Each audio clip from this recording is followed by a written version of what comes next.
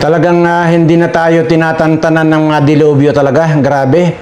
Tingnan mo, kaya kahit na hindi naman daw kalakasan itong bagyong Ramil na ito, ay ang dami naman po palang namatay dito sa bagyong ito. Kagaya po ng isang pamilya na nadaganan ng puno, ay iisa lang daw pong pamilya ang nakalibre. Grabe. Condolence po sa pamilya ng namatay na yan na buong pamilya. At marami din pong palang binaha nitong si Ramil na ito. At bagamat ito raw po ay palabas na, nasa West Philippines na, malayo na po dito sa atin, ay nanatiling may mga signal number 1 sa mga iba't ibang mga lugar. Pero sabi ko nga po, ang dami talagang naperwisyo nitong mga dumarating na kalamidad na ito, kagaya ng mga naunang mga lindol na yan, Cebu, Davao na yan, at saka sa mga iba't ibang lugar pa.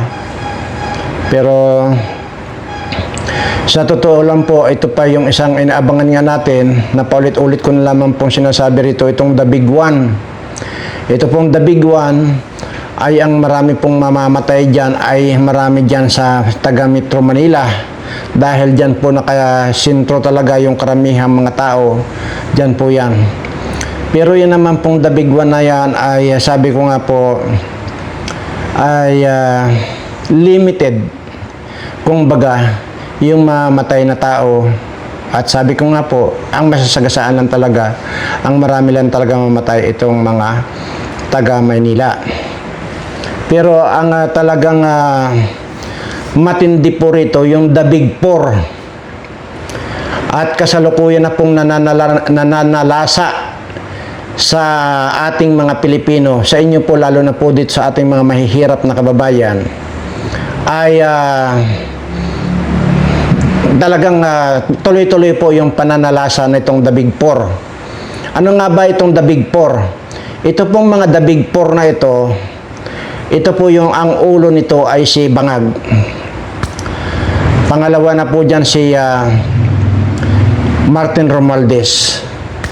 Pangatlo na po dyan ay si Saldico. At pang-apat dyan itong gagong si Rap Recto. Yan po yung The Big Four, at may mga galamay pa po yan. Yan po ang totoong piste ng lipunan, itong mga animal na ito. Okay lang po yung The Big One dahil yan po ay natural na calamity. At ito naman pong mga putang inang mga magnanakaw na ito ay talagang tuloy-tuloy po ang pananalasa sa mga kababayan natin Pilipino. At kagaya po yan, sinabi ko na po, wala pong kwenta yan The Big One na yan.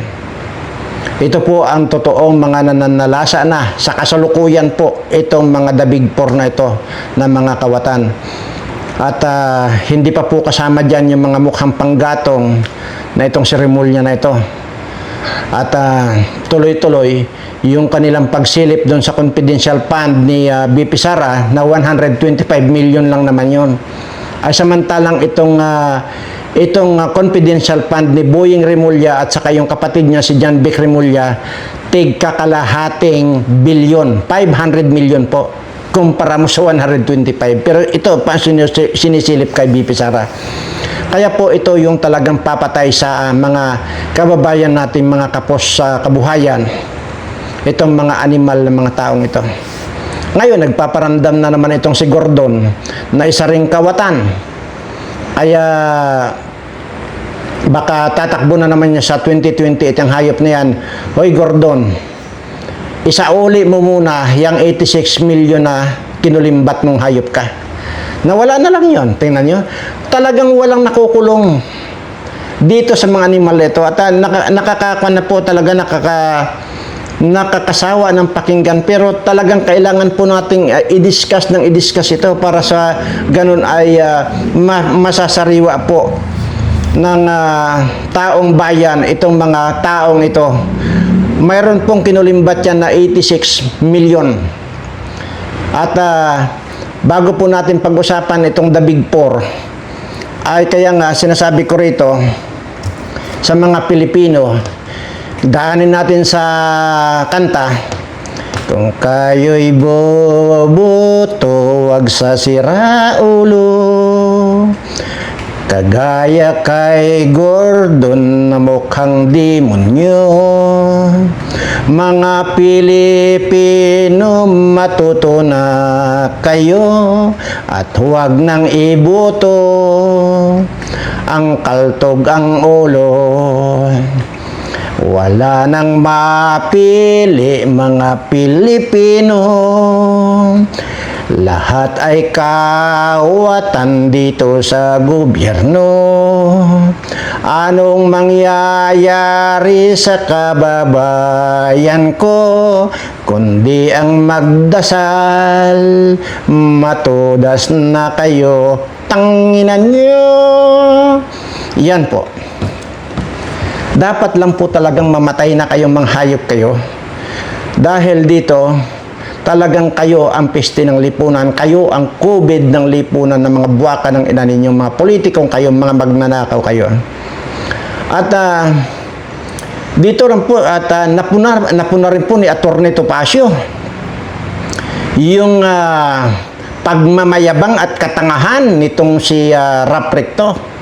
Kaya ito po yung napakasarap sampigahin ng putang inang yan. Pag sinampiga ko yan, hindi mabubuhay ang hayop na yan eh. Imaginin mo, pati ba naman pira ng PhilHealth, pinakikialaman na naman. Pinagnakawan na nga ang PhilHealth.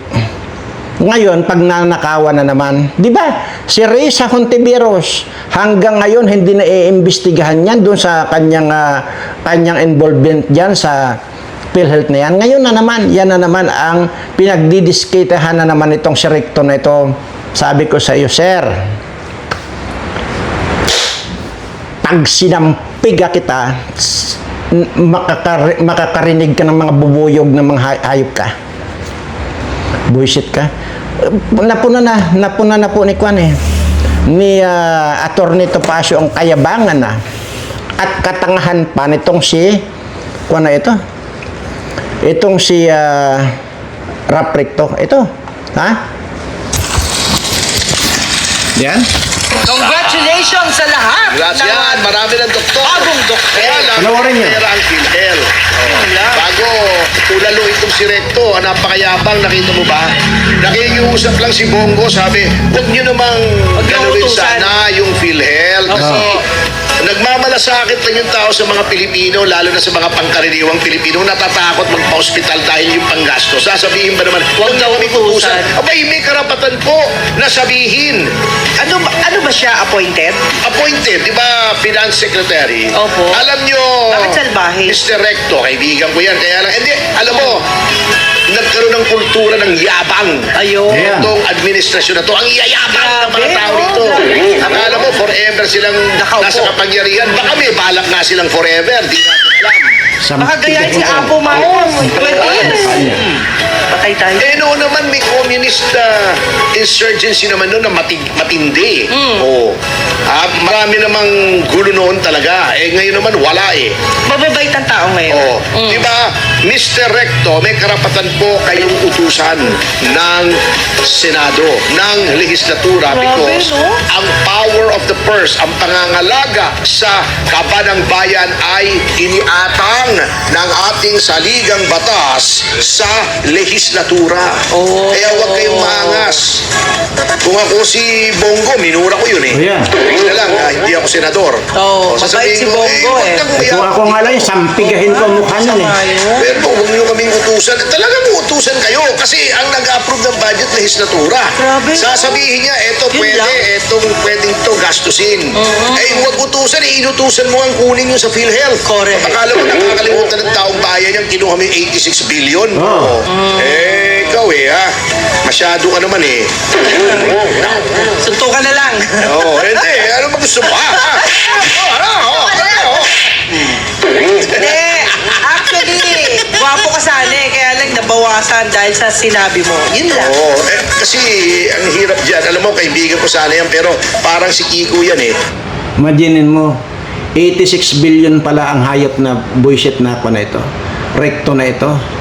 ang kinukuha na naman sa PhilHealth. At bakit kaya mahilig siya sa 86? 86 billion ito, hayop na rekto na ito. Itong si Gordon, 86 million, hindi pa niya sinasauli sa gobyerno. Ay convicted niyan hayop na yan. Tapos ngayon, nagpaparamdam na naman at babalik na naman sa politika itong hayop na demonyong Gordon na ito. O, yan. Kung hindi na Sino Kiko? panghilinan, Okay. hindi Barsaga ha. Dalawa na yung Kiko ngayon The better Kiko yun May Okay. tatlo pa, yung best friend ko, si Kiko Aquino. Tatlo na Pero sila. ang palayo talaga niya, Buboy. Anyway, kung hindi na pangasawa si Vilma, di mananalo Oo naman. Anyway, ngayon ang angas Kaya nga Grabe Mr. naman Vilma po Santos. kayo.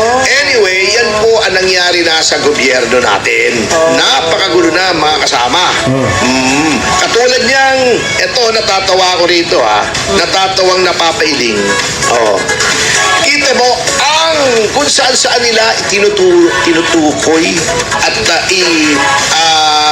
yung ini-steer, pinapadaan yung investigasyon na napakagulo. Yes. Ito nakakahalata na ako rito hindi ko sa pinagtatanggol yung mga diskaya. May pattern lang, kita nyo Noong unang Blue Ribbon at si Marcoleta ang nariyan, Opo. papunta na sa mga taong ayaw nilang mapapunta doon yung investigasyon nung nagte-testify sina Diskaya. Opo.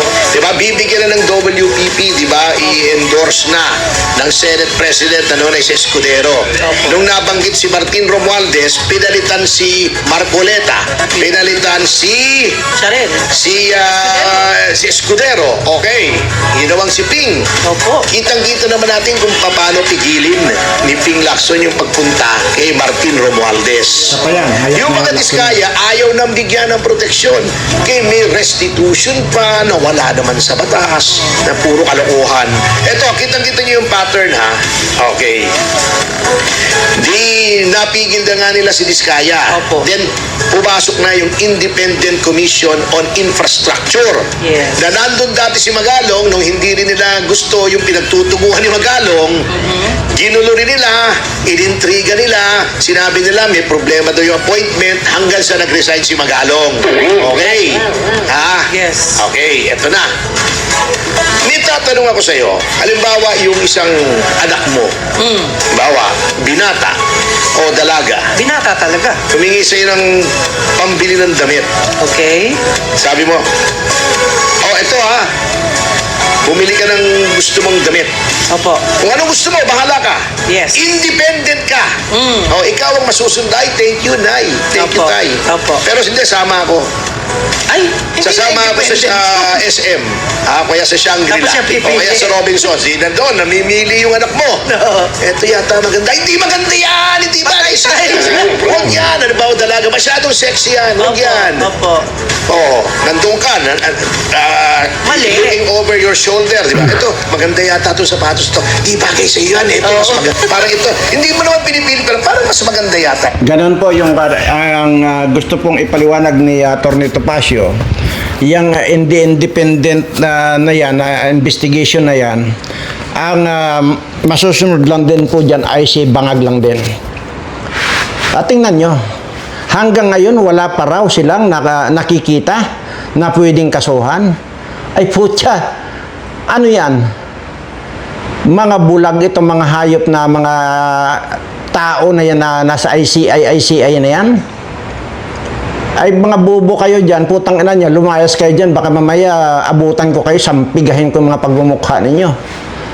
Buisit kayo. At yan po, talagang wala na po talagang patutunguhan ang ating mga kababayan. Okay po, okay lang po sana kung mayayaman lahat ang mga Pilipino. Ang problema po, napakarami pa po at patuloy pa po yung pagdami ng mga naghihirap nating kababayan hanggang sa dumarating na rin po na talagang wala na silang masaing. Yan po yan. Kaya itong mga buisit na ito lalo na itong rekto na ito, nanggigigil ako dito sa rekto na ito Papaano bang itong hayop na ito? Papaano bang maabutan ito? Masampig ako ang pagbumukha nitong hayop na ito. Lahat itong mga kawatan na itong mga animal na ito. At anyway, itong nila, itong Diyos-Diyosan nila ay may problema po. May matinding pinagdadaanan po itong si Bangag. Matindi po ang pinagdadaanan ngayon. Kaya siguro tuloy ang order sa pagnanakaw. Dahil talagang ito ay anumang oras ngayon ay pwede na siyang i-confine. Dahil nga po namamaga na yung kanyang nag-iisang kidney. See? Ganyan po. Para lang po yan. Para lang itong si Trillanes na nag-iisa na lang yung bayag niya, binaril pa niya, ayun tuloy, wala na tuloy bayag itong si Trillanes. Itong si Marcos ay matindi na raw po yung kanyang pinagdadaanan dahil namamaga na po yung kanyang nag-iisang kidney. At operado na raw po pala yan. So, talagang mamamaga dahil unang-una at talagang tatalab yung mga pagdarasal ng mga tao sa inyo. Kagaya na lamang po itong si ate. Ipaparinig ko lang po sa inyo. Sa libingan ng mga bayani at huwag maikulong ang Ito, Bongbong Marcos. Yan. Judas at demonyong anak na nagtraidor din sa kanyang ama. Ayan po yan, Na nagpaampon sa demonyong Judas na si Juan Ponce Enrile Yan. na siyang kinuha niyang chief legal counsel na advisor. Putang ina mo, Bongbong. Tinraidor mo rin ang pamilya ni Tatay Digong na siyang tumulong sa pamilya niyo na mapailibing ang iyong ama sa libingan ng mga bayani. Putang ina mo, Bongbong Marcos. Inidolo mo pa ang Judas na nagtraidor sa iyong ama na siya ring nagtraidor sa pamilya ni Tatay Digong na siyang tumulong sa ama mo para may palibing sa libingan ng mga bayani at huwag maikulong ang iyong ina. Putang ina mo, Bongbong. Patay na yung ama mo, tinaraidor mo pa. Ganyang katanga ka. Putang ina mo. Mamamatay ka at ang kaluluwa mo sa impyerno mapupunta dahil isa kang... Mayroon pong tao yung nagsasalita, At baka po kasi ayoko pong hawakan dahil kasi unang-una ay tawag dito mas maganda yung wala akong hinawakan. Pero yan po siya, Walang kwentang anak mismo sa iyong ama. Sinira Yan. mo ang kanyang reputasyon at kanyang pangalan. Sa halip na ang pangalan ng iyong ama ay iangat mo at malinis, lalo mong ginungisan. Dahil nagpaampon ka sa demonyong si Juan Ponce Enrile na naghudas sa iyong ama, ganyan kang katanga. Juan Ponce Enrile, nakasuhan niya ng plunder. Tama. Pero hindi rin niya pinakulong ni Tatay Digong dahil matanda na. Putang ina mo, Enrile. Anong iginanti mo? Ipinakidnap nyo si Tatay Digong at pinadala nyo sa The Hague, Netherlands at pinaplano nyo na ma-impeach si Sara Duterte para hindi na magkaroon ng Duterte sa gobyerno at ang gusto nyo, kayo lang ang maghari. Putang ina ninyong mga ulupong kayo, malagutan na kayo ng hiniga. Dudumugin kayo ng taong bayad, babangasan kayo dahil mga hayop kayo at kayo ang mga Judas at traidor at ahas sa gobyerno. Enrile, tumanda ka na dyan sa politika. Ang kulay ng budhi mo ay itim. Anak ka ni Satanas sa demonyong Judas at traidor. Katulad na katulad ka ni Satanas. Itim ang kulay ng iyong budhi.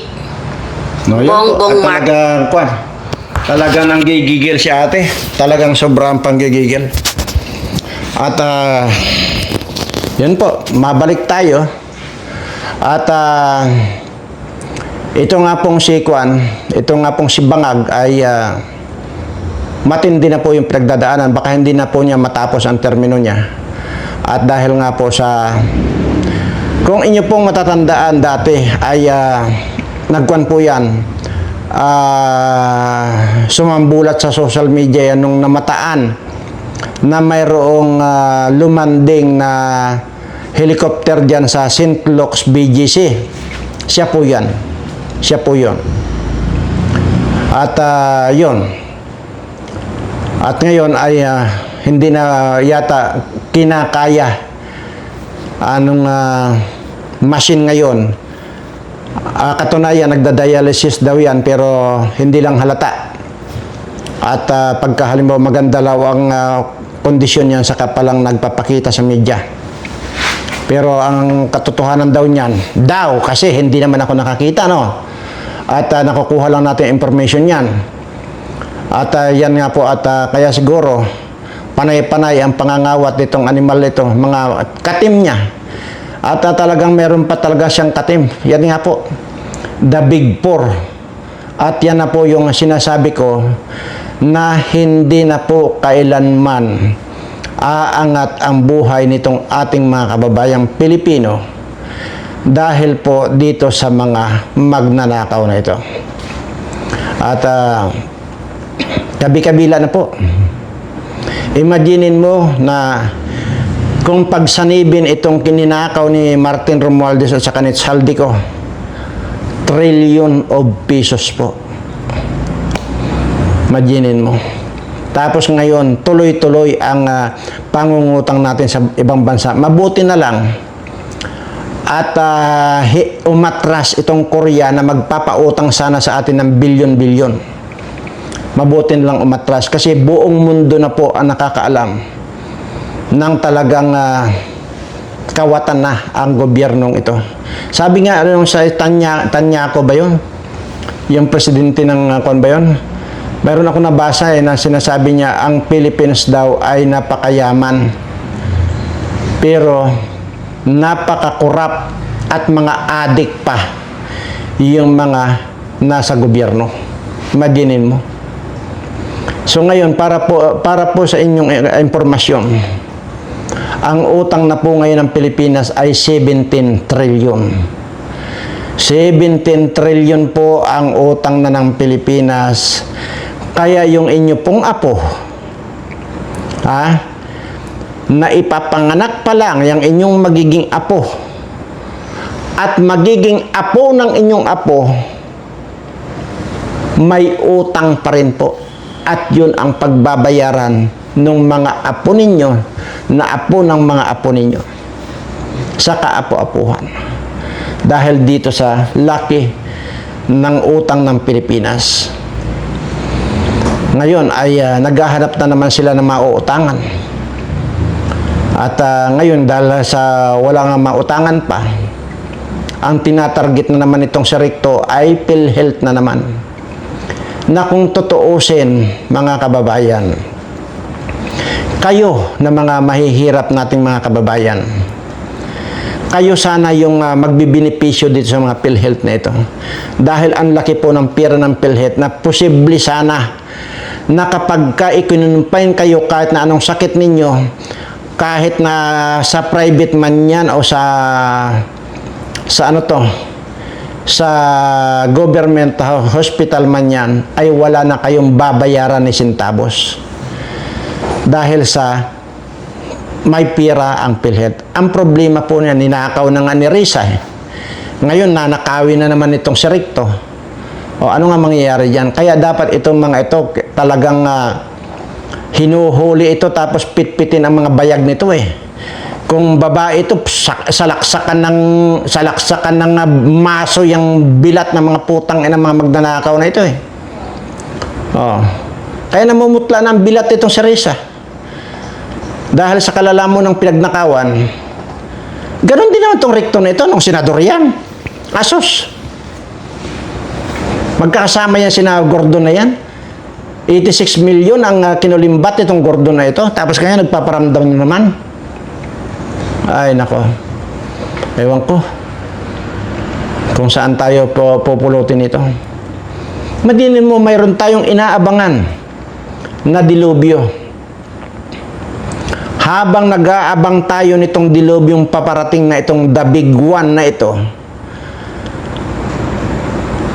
sa kabila pala nun, nagsisimula na nananalasa na itong the big four na ito. Bangag. Tambaloslos na Martin Romualdez at saka itong si Saldico. Ngayon, kasama na itong rekto na ito. Hindi lamang po the big four yan. Yung mga sanga nitong mga the big four na ito, kagaya nitong mga congressman na mga magnanakaw na ito, ay nananalasaan na rin. Ang dami po talagang kung inyo pong mapapanood lang mangingilabot pa kayo dito sa mga kaya lang hindi na, wag na nating i-play dyan. Mangingilabot talaga kayo. Kaya naman ganun na lang ako makapagkuan dito Kaya sinasabi ko rito, di ba may sinasabi ako sa inyo, yung makakahuli ng buaya na kawatan, manghuli kayo na manghuli ng mga buayang kawatan, isurrender nyo sa akin, babayaran ko tigli 5 milyon ang isa. Isang buaya ang pinag-uusapan natin dito. Wala po akong sinabi ritong tao wala akong sinabing tao. Ang sinasabi ko po rito, basta kung sino ang makahuli ng buayang magnanakaw, isurrender sa akin at babayaran ko ng 5 milyon. Yan. Kasi baka na naman ma-misinterpret na naman nila itong sinasabi ko. Baka sabihin na nagbibigay ako ng bounty para dito sa mga kawatang mga politiko. Wala po ako sinabing ganyan. Wala po ako sinasabing mga mangidnap kayo ng mga politikong kawatan at isurrender nyo sa akin at babayaran ko ng 5 milyon. Wala po ako sinasabing ganyan Ang sinasabi ko po, buaya na kawatan, manghuli kayo, isurrender nyo sa akin on the spot, 5 milyon ang ibibigay ko sa inyo. Nakakapi ka na kayo. Nakakapi ka na. Anyway, basta nasabi ko na po yun, alam nyo na. Itong mga bullshit ito, sana magkamatay na lang itong mga politika, mga kawatang ito. Mamatay na lang kayong lahat. Hayop kayo. Ang tagal naman mamatay itong bangag na ito. At nabubulok na yung kidney nito. At hindi pa mamatay-matay, hayop na ito. Patuloy pa nakakapamirwisyo itong bullshit na ito. Kaya ang dami nang nagkuan, ang dami na sa totoo lang kukunin niyo sa mga ang dami nagdarasal ng kamatayan nitong mga magnanakaw na ito. Sobra. Kaya nga po yun, para lang po malaman ninyo hindi pa po ito ang talagang dilubyong masasabi itong the big one Ang dilubyo po talaga itong the big four na mga kawatan. Iyan po ang talagang dilubyo. Yan po ang papatay sa inyo. Mahihirap na nga ang buhay nitong ating mga kababayan, lalo pang pinapahirapan nitong mga kawatang the big four na ito.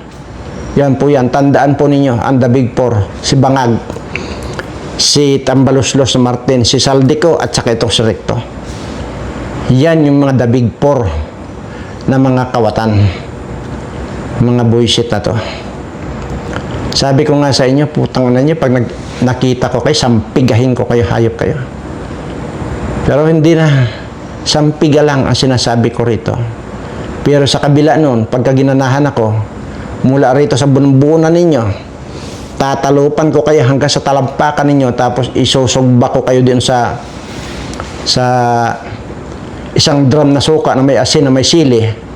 Pagka na-marinate na kayo, lilitsunin ko kayo, tapos ipalalamon ko dito sa mga kaalyado ninyo. Pag hindi sila lumamon, sila ang lilitsunin ko. Nakakapanggigil kayo mga putang ina ninyo. Anyway, sa lahat po ng aking mga subscriber, followers at mga viewers, maging hindi kayo subscriber, ay sa tuwi-tuwi na lang po na nakaharap ako sa camera. hindi pa rin po ako magsasawa na paalalahanan kayo na mag-ingat po kayo, lalo na po kung nandiyan kayo sa Metro Manila at dyan po, lalo na sa Marikina, nandyan po ang sentro ng tawag dito, yung dadaanan ng The Big One na yan ay kung kaya lang naman, kung kaya nyo lang na medyo umalis muna dyan, ay gawin nyo lang po dahil nga kasi talagang sa bagay kasi talagang hindi rin daw talaga natin alam kung kailan at anong oras darating yung The Big One na yan. Pero ayon po kasi dito sa sinasabi ko, ilang beses ko na po sinabi ito, maraming beses na po. Ayon po dito sa ating kakilalang nagtatrabaho po dyan sa volcanologist na yan, malaki na rin po ang gap, ang agwat. Kaya yung sinasabi po, hindi talaga ma-predict yan kung kailan bibigay yan. Pero darating at darating po yan. So yun po naman ay papaano naman itong mga kababayan nga natin na talagang sila naman ang inaasahan ng kanilang pamilya. Yun nga po ang napakabigat na gawa natin ng desisyon. Yung ganun. Dahil nga po hindi naman alam kung kailan talaga darating, ay di talaga makikipagsapalaran pa yung ating mga kababayan. Ganun pa man, ay ingat na lang po kayo. Once na nakaramdam po kayo ng kaunti pa lang na paglindol, tumakbo na po agad kayo sa open space.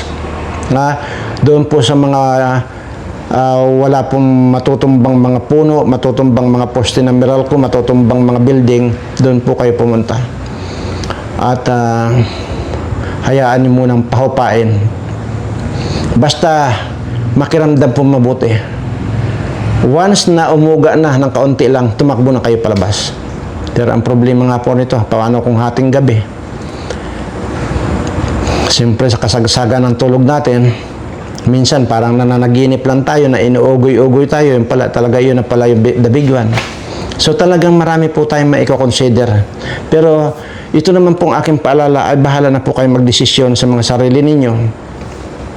At wala po kayong maasahan sa gobyernong ito.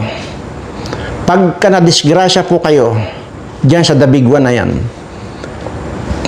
at hindi kayo namatay, natural magpapa-hospital kayo dahil tinamaan kayo ng kung anong tumama sa mga binti ninyo, mga paa ninyo o ano pa, magpapa-hospital kayo. Yun po ang wala nang maitutulong ang gobyerno. Kaya yun po ang napakasakit dito sa mga kababayan natin na nasa bingit ng alanganin ay walang maasahan itong mga ito. Anyway, kung mangyayari po yan at talagang